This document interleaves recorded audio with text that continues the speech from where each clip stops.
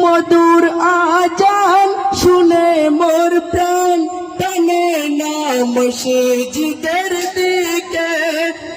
মধুর আজান শুনে মোর প্রাণ টানে না মসজিদের দিকে। খোদার কোরআন পড়ে না জবান, তবু ইমানদার ভাবি ভাবি নিজেকে। এমন ইমানদারের তরে কি ভুবন, এমন ইমানদারের তরে কি ভুবন করেছে আল্লাহ রহমান।